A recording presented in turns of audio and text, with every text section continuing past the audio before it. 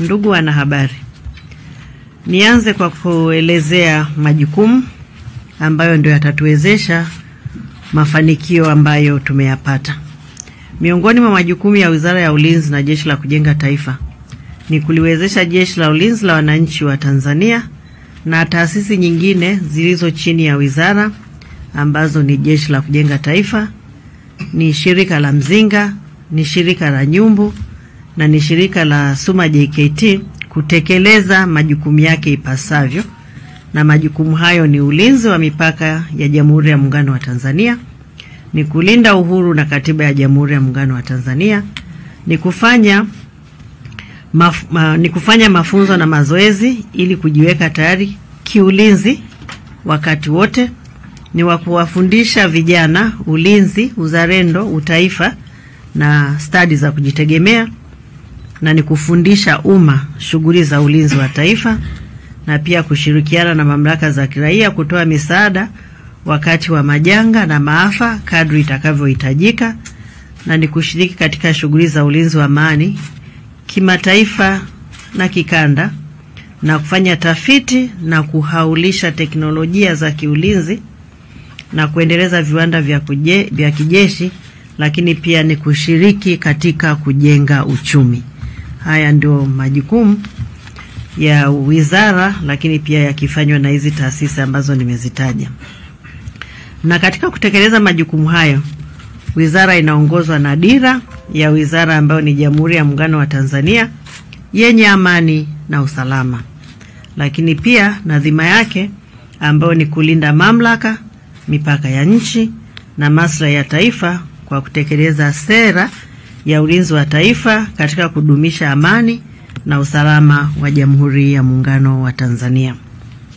Aidha, wizara inatekeleza majukumu yake pia kwa kuzingatia katiba ya Jamhuri ya Muungano wa Tanzania, sheria ya ulinzi wa taifa na sera ya mambo ya nje na miongozo mingine mbalimbali ya serikali inayohusiana na ulinzi.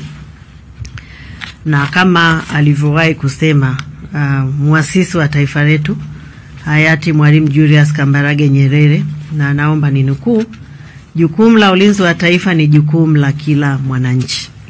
Hivyo ni vema ikaelekwa kwamba jukumu la ulinzi wa taifa letu si la Wizara ya Ulinzi na Jeshi la Kujenga Taifa peke yake na taasisi zake, bali ni kila Mtanzania mwenye mapenzi mema na nchi yetu. Na hapa nitoe wito kwamba kwa kila wananchi, kwa wananchi wote kuelewa kwamba kila mwananchi anayo dhamana ya kulilinda taifa lake, na hivyo kila mwananchi, nina imani wananchi wote wana mapenzi mema kwa taifa lao.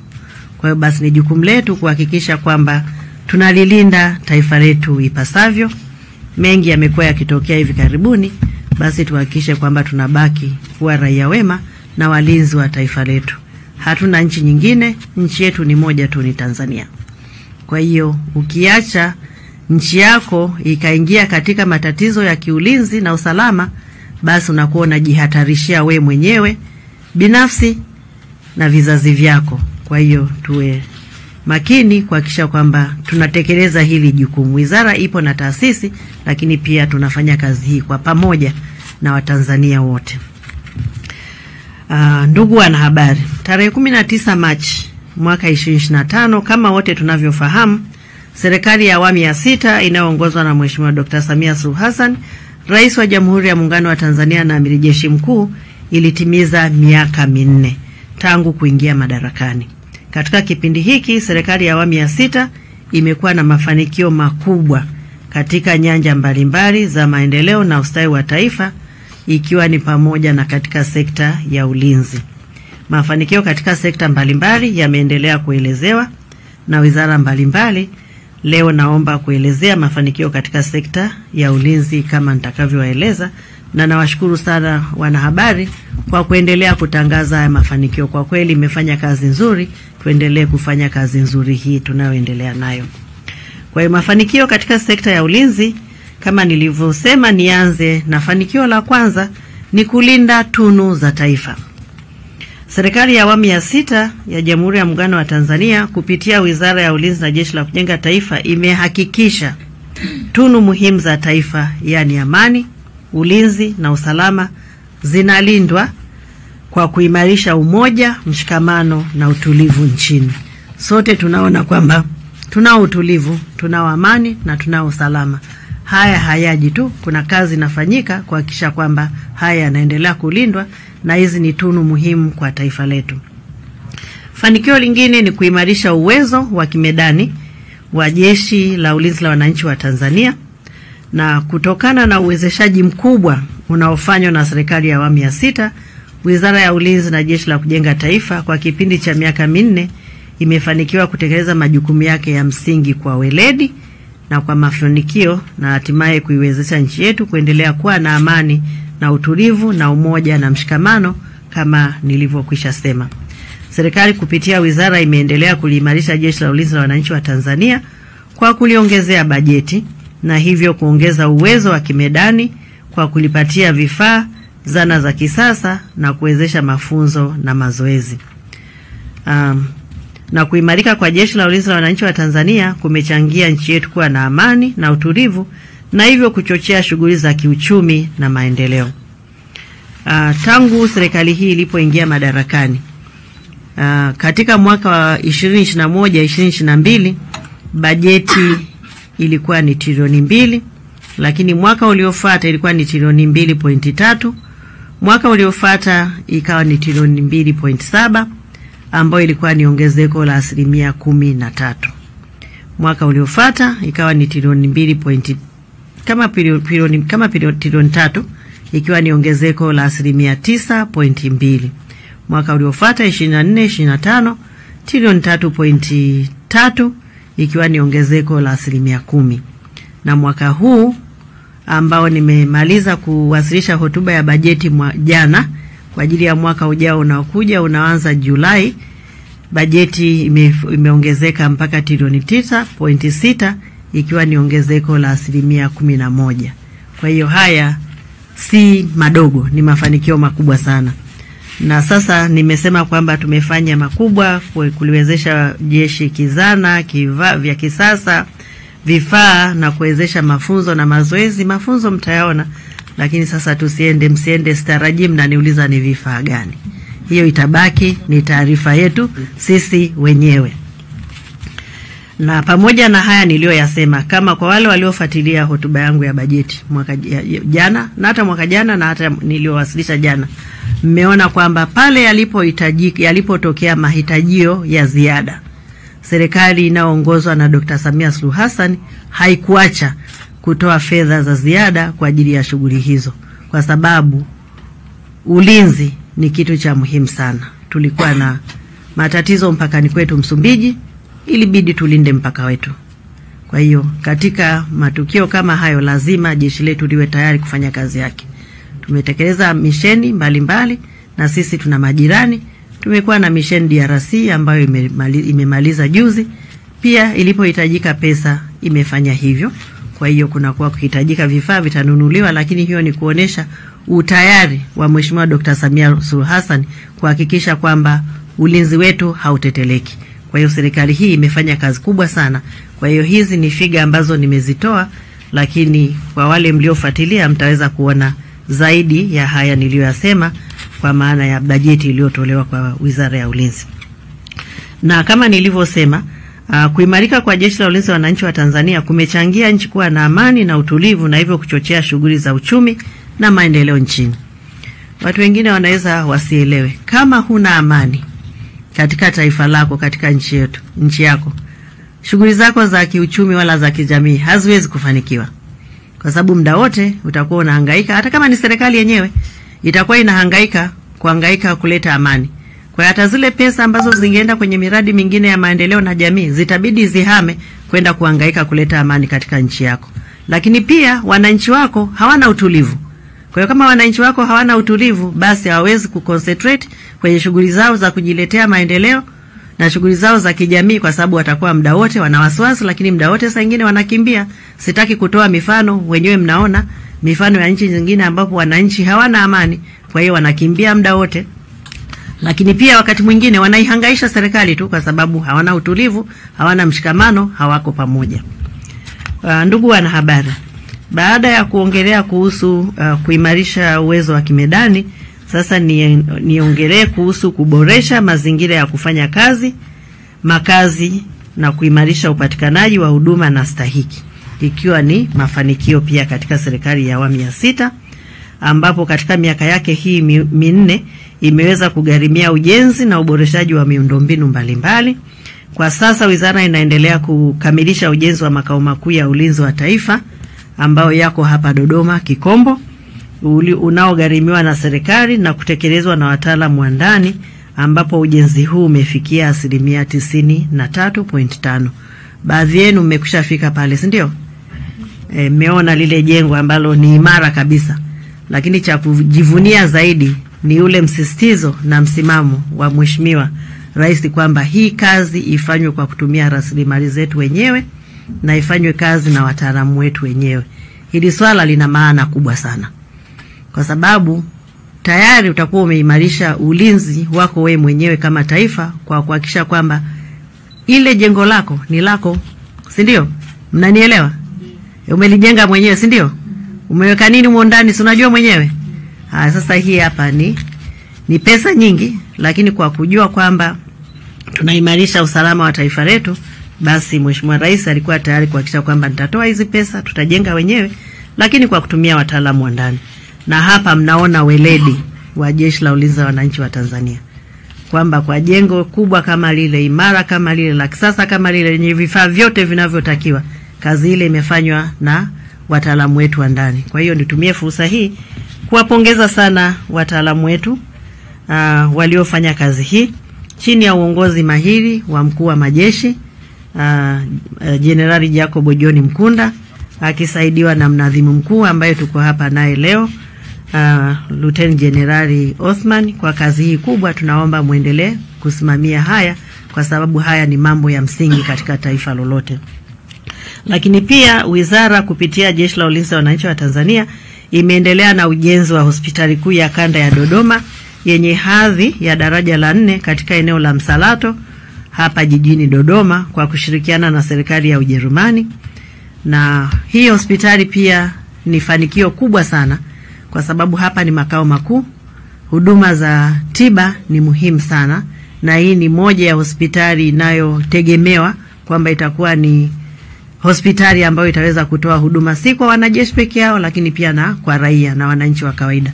Kwa hiyo hii na yenyewe inaendelea kukamilika, na yenyewe imefanywa pia kwa kiasi fulani na wakandarasi, lakini na nguvu za utaalamu wa ndani pia zimekuepo.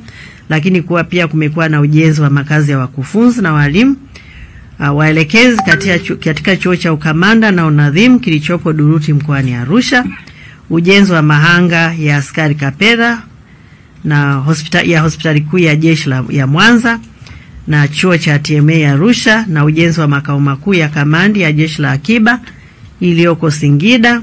Na hii ni kamandi ambayo imeanzishwa chini ya wakati wa kipindi hiki cha Mheshimiwa Dr. Samia Suluhu Hassan kwa kutambua umuhimu wa kuwawezesha wananchi kupata elimu ya ulinzi.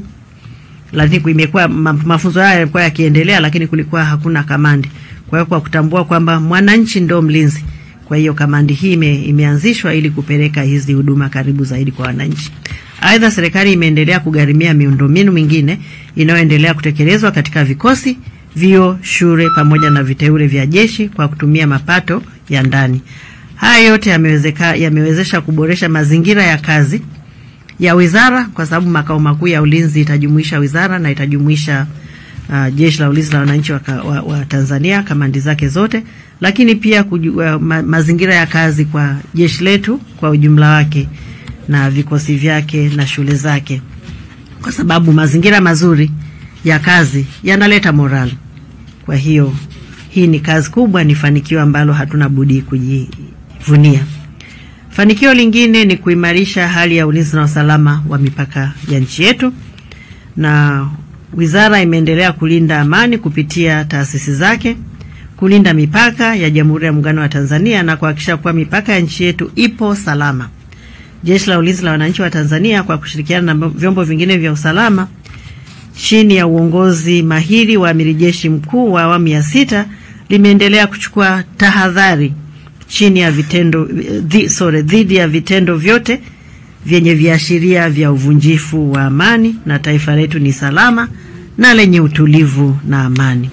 Kwa kulinda mipaka ya Jamhuri ya Muungano wa Tanzania, uhuru na usalama wa nchi, wizara imechangia katika kuimarisha uchumi na kuwezesha wananchi kuendelea na shughuli za kuzalisha mali bila hofu kama nilivyokwisha sema, na hivyo kutumia muda wao mwingi kujenga uchumi wa nchi na uchumi wao wa mtu mmoja mmoja, na haya yote yamewezekana kutokana na kuwepo kwa sera na mipango mizuri katika ulinzi wa nchi unaotoa fursa kwa wananchi kujikita zaidi katika ujenzi wa taifa lao. Fanikio lingine ni kuwapa vijana wa Kitanzania mafunzo ya awali ya kijeshi na stadi za kazi.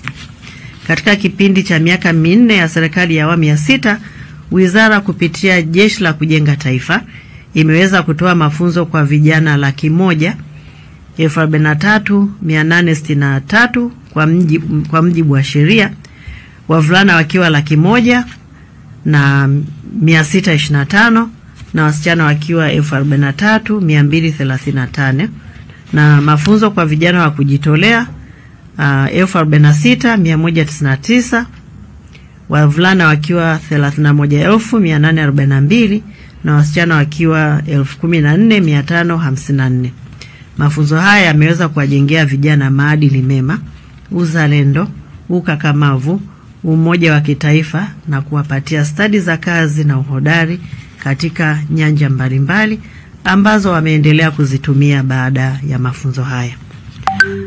Fanikio lingine ni kuendelea na tafiti na uhawilishaji wa teknolojia, na kupitia taasisi zake Wizara ya Ulinzi na Jeshi la Kujenga Taifa imefanya tafiti na uhawilishaji wa teknolojia kwa ajili ya kuzalisha bidhaa na huduma kwa matumizi ya kijeshi, lakini pia matumizi ya kiraia.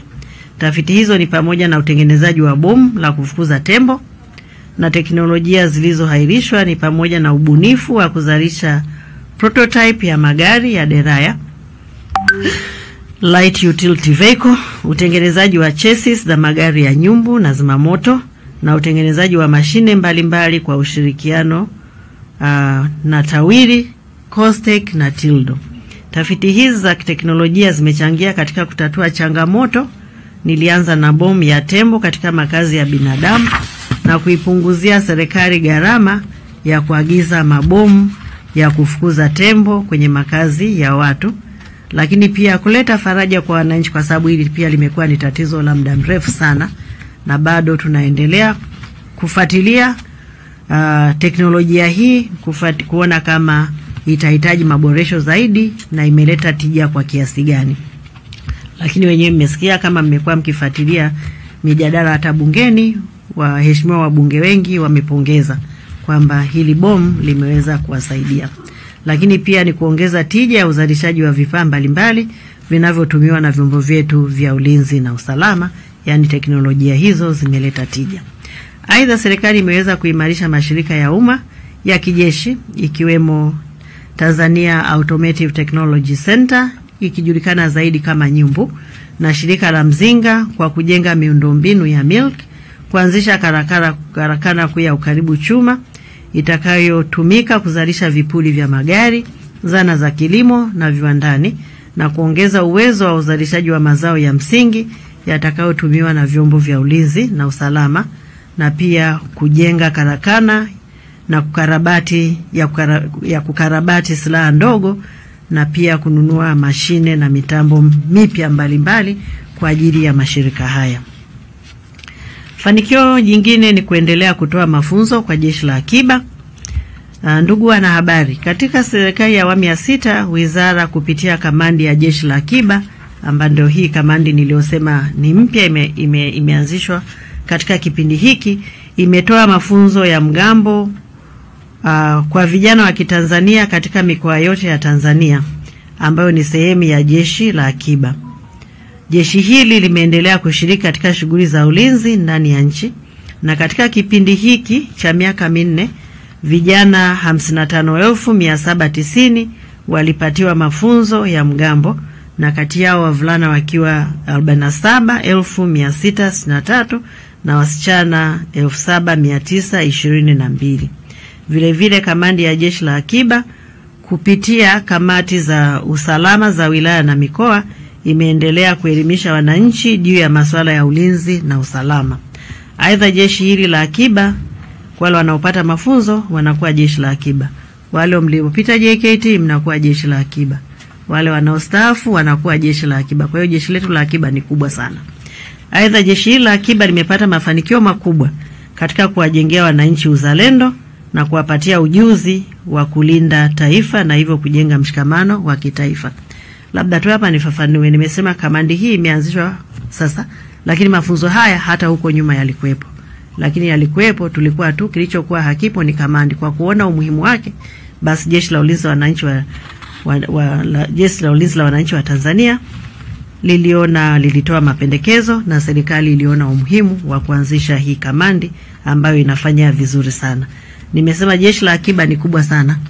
Kwa hiyo yeyote anayejijua kwamba ni miongoni mwa jeshi hili la akiba katika hayo makundi niliyoyasema, basi aendelee kuwajengea wananchi elimu na uwezo wa kuendelea kuwa wazalendo na kuwapatia ujuzi na umuhimu wa kulilinda taifa lao, na hivyo kuwezesha mshikamano wa taifa letu ambao kila mataifa mengi mbalimbali wanautamani uendelee kudumu.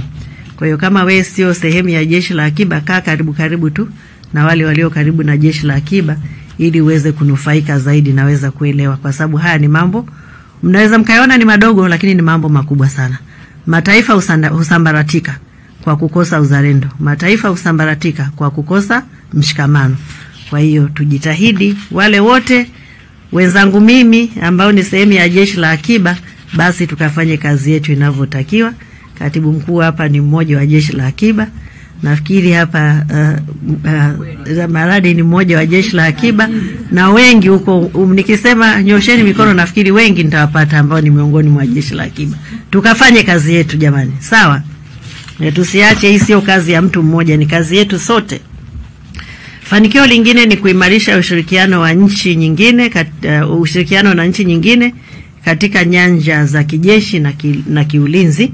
Na ndugu wanahabari, kwa kuzingatia mikataba ya kikanda na kimataifa ambayo Tanzania amesaini au tumesaini, kwa kuzingatia mikataba hii katika kipindi hiki cha miaka 4 ya serikali ya awamu ya 6, serikali kupitia wizara imeendelea kuliwezesha Jeshi la Ulinzi la Wananchi wa Tanzania kushirikiana na nchi rafiki, jumuiya za kikanda na kimataifa katika maeneo ya ulinzi na amani, mazoezi na mafunzo pamoja na michezo.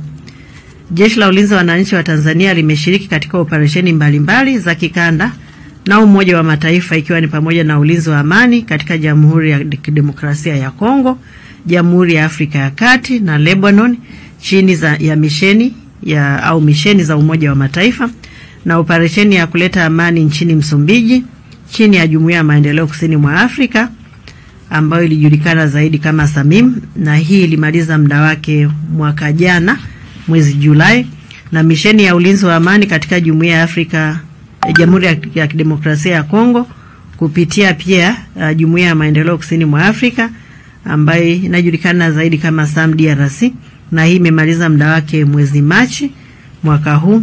Na ushiriki huu umewezesha kulinda mipaka yetu, kuimarisha diplomasia ya ulinzi na kutekeleza matakwa ya kimkataba ya kimataifa na kikanda, na kulijengea taifa letu heshima kubwa sana. Tukumbuke pia kwamba mafanikio haya makubwa ni matokeo ya uongozi mahiri wa Dr. Samia Suluhu Hassan, si tu kama amiri jeshi mkuu wa Jamhuri ya Muungano wa Tanzania, lakini pia kama mwenyekiti wa asasi ya siasa, ulinzi na usalama ya Jumuiya ya Maendeleo Kusini mwa Afrika. Yeye ndo mwenyekiti kwa sasa hivi. Kwa hiyo napotaja hizi misheni za amani ambazo zimefanyika katika kanda au Jumuiya ya Maendeleo Kusini mwa Afrika, anayekuwa akiongoza michakato hii kama mwenyekiti ni Mheshimiwa Dr. Samia Suluhu Hassan. Si kazi ndogo hata kwa taifa kujitoa katika mission kama hizi. Inahitaji ujasiri wa hali ya juu, inahitaji utayari wa hali ya juu, na inahitaji uzalendo wa hali ya juu. Kwa sababu mtu mwingine anaweza akasema kwa nini, lakini yeye anaelewa kwamba amani ya nchi yako lazima pia uangalie amani ya dunia, na ukiwa kama mwanachama wa hii mikataba ya kimataifa na kidunia. Lakini pia Tanzania ni mjumbe wa Baraza la Usalama wa Umoja wa Afrika. Kwa hiyo kuna kazi inafanyika kupitia ndani ya nchi, lakini kuna kazi ambayo Mheshimiwa Dr. Samia Suluhu Hassan amekuwa akiifanya kupitia Jumuiya ya Maendeleo Kusini mwa Afrika kama mwenyekiti, na kazi ambayo ameifanya kupitia Umoja wa Afrika kama mjumbe wa Baraza la Usalama la Afrika. Na hii ni heshima kubwa sana. Ni kwamba unaaminiwa kimataifa, unaaminiwa kikanda, na unaaminiwa hata katika Umoja wa Afrika kupewa nafasi kubwa kama hizi za kusimamia ulinzi na amani kimataifa na kikanda. Kwa hiyo tumshukuru Mheshimiwa Rais, lakini pia tumpongeze sana na tuendelee kumuunga mkono, kwa sababu kazi hii anatutegemea sisi wote ambao ni wasaidizi wake, lakini na sisi waandishi wa habari kuelezea yale mazuri na faida za haya yanayofanyika. Kuna mazuri, lakini kuna faida. Faida lazima zieleweke kwa wananchi ili wajue kwamba kwa nini Tanzania inafanya yote haya, kwa nini Mheshimiwa Rais anatoa kipaumbele katika haya, na katika kutoa kipaumbele tunanufaika nini. Kwa hiyo faida ndio hiyo, kuimarisha amani, kuimarisha diplomasia ya uchumi, nitaongelea hapa kidogo, yani diplomasia ya ulinzi nitaongelea huku mbele, ni kutoa tu mfano ni jinsi gani hii diplomasia ya ulinzi imekuwa na manufaa makubwa sana. Mazoezi ambayo tumeyafanya kwa pamoja kupitia sisi wenyewe, lakini kushirikiana na nchi nyingine ambayo pia ni mafanikio, kwa sababu nimeshasema haya mazoezi yanaleta uimara, yanaleta mshikamano na yanaleta utayari. Kwa hiyo lakini pia yanahitaji rasilimali za kutosha, si kitu kidogo.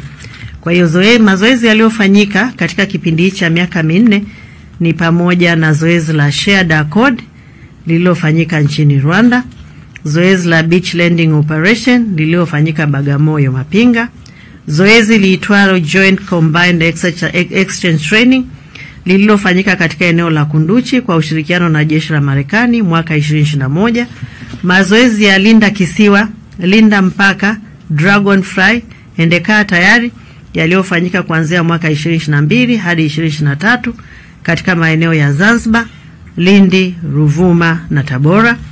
Zoezi la utayari wa jeshi la ukombozi la wananchi wa China mwaka 2023 lijulikanalo kama Transcend 2023. Zoezi hili lilifanyika katika kituo maalum cha kijeshi kilichopo Mapinga, Pwani.